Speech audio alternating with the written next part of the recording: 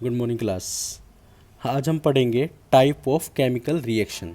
ठीक है, type of chemical reaction के अंदर सबसे पहली जो है वो हमारी है कॉम्बिनेशन रिएक्शन। Combination reaction. दूसरा हमारा है decomposition reaction. Decomposition reaction. Third हमारा है displacement reaction. Displacement reaction. Fourth हमारा है double displacement. Double displacement reaction.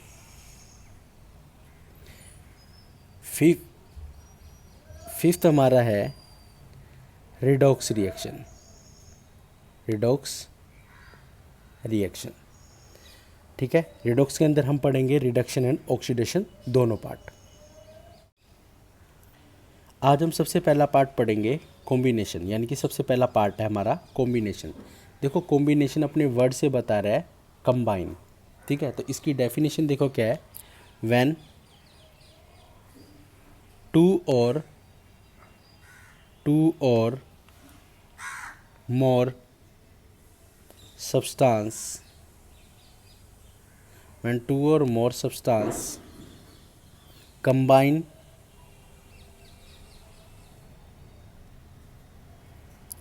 to form a single compound. ठीक है, when two or more substance combine to form a single compound that is called the combination reaction. Example के लिए आप इसे general लिखो, जैसे ए बी के साथ कंबाइन होगा तो वो हमें एक सिंगल कंपाउंड दे दे सी। ठीक है, तो इसके और एग्जाम्पल कैसे ले सकते हैं हम। एग्जाम्पल जैसे पहला एग्जाम्पल आप ले लो, burning of coal.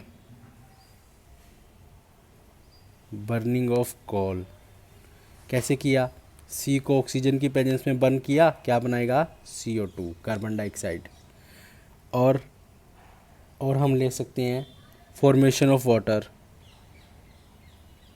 Formation of water, इसको हम कैसे करेंगे, इसको हमने किया H2 के साथ जब हम O2 को मिक्स करेंगे तो इसके साथ हमारा क्या बनेगा H2O। इसको बैलेंस करना भी, आप जितनी भी रिएक्शन लिखोगे उसको बैलेंस आप खुद करोगे।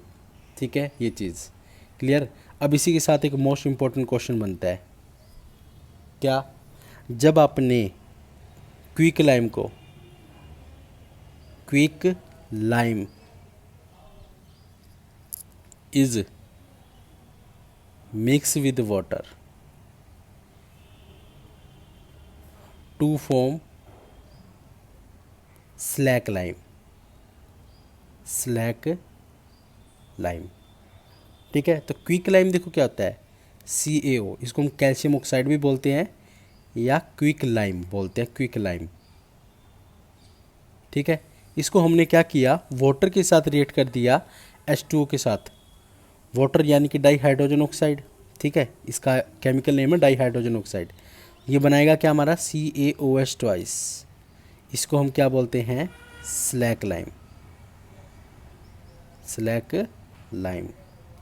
ठीक है, क्विक लाइम जब वाटर के साथ रिएक्ट करता है तो स्लैक लाइम बनता है, साथ में हमें हीट भी मिलती है, evolution of heat. This slack lime is use for white washing. ये एक ऐसा सोल्यूशन होता है स्लैक लाइम जो वाइट वॉशिंग के लिए यूज़ होता है। ठीक है, और यही स्लैक लाइम जब आपने इन स्लैक लाइम को दीवार के ऊपर क्या कर दिया, ठीक है, कर दिया वाइट वॉशिंग के बाद आपको पता है ये स्लैक लाइम जब एटमॉस्फेयर में कार्बन डाइऑक्साइड से रिएक्ट करता है तो वो कैल्शियम कार्बोनेट बनाता है, जिसको हम क्या बोलते हैं लाइमस्टोन। ठीक है, और मार्बल, इसको मार्बल भी बोल सकते हो आप, मार्बल। ठीक है, अब देखो क्या है, जब आपने वाइट वॉशिंग कर दी, वाइट वॉशिंग करने के बाद जब एटमॉस्फेयर से वो कार्बन डाइऑक्साइड रिएक्ट करवाएगा तो आपका क्या बनाएगा कैल्शियम कार्बोनेट। वो कैल्शियम कार्बोनेट जिसको आपने लाइमस्टोन बोल दिया, मार्बल, यानी कि दीवारों में 3 या 4 दिन के बाद एक शाइनिंग फिनिशिंग आने लग जाती है। यानी कि जिस दिन आप वाइट वॉशिंग करते हो ऐसा तो है नहीं कि उसी दिन से चमकने लग जाती है, 3 या 4 दिन बाद धीरे धीरे उसके अंदर, ठीक है, शाइनिंग फिनिशिंग आने लग जाती है, चमकदार सरफेस सा बनने लग जाता है। रीज़न क्या होता है उसका चमकदार सरफेस बनने का? कैल्शियम कार्बोनेट का बनना, यानी कि लाइमस्टोन का बनना या मार्बल का बनना। एक मोस्ट इंपॉर्टेंट क्वेश्चन है इसी टॉपिक के अंदर, difference between exothermic and endothermic. Exothermic and endo, देखो इसका एक वर्ड आता है एक्सो, एक्सो और ये एंडो। एक्सो का मतलब होता है एग्जिस्ट करना, एंडो का मतलब होता है एंट्री करना। यानी कि सीधी सी पहला पॉइंट क्या आएगा? इवोल्यूशन, ठीक है, इवोल्यूशन ऑफ हीट, ठीक है। इसका पॉइंट क्या बोल सकते हो? हीट इनवॉल्व्ड, इनवॉल्व्ड,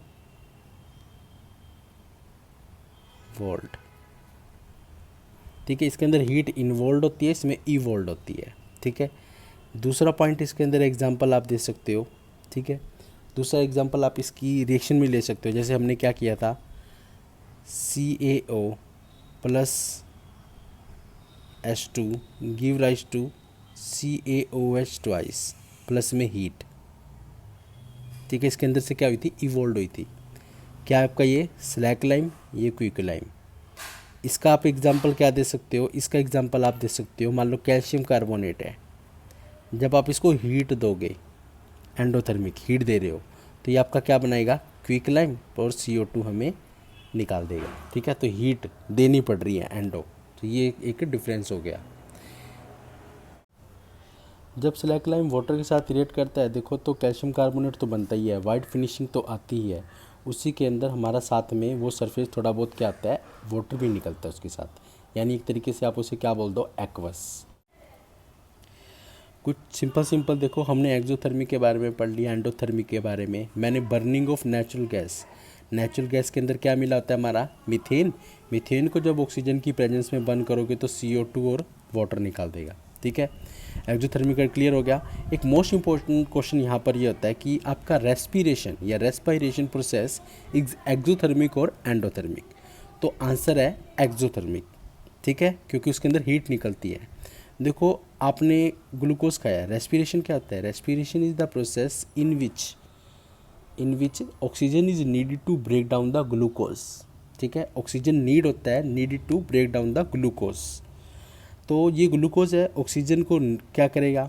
ऑक्सीजन की हेल्प से कार्बन डाइऑक्साइड, वाटर और एनर्जी को इवॉल्व करेगा। इसीलिए क्या होता है, हम क्या बोलते हैं इसको? एक्सोथर्मिक बोलते हैं, ठीक है। जब हम खाने को खाते हैं तो फूड ब्रेक डाउन होता है किसकी हेल्प से?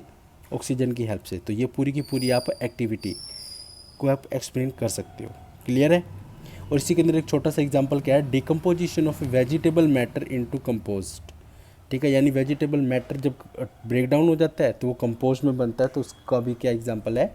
वो भी हमारा एक्सोथर्मिक का एग्जांपल है।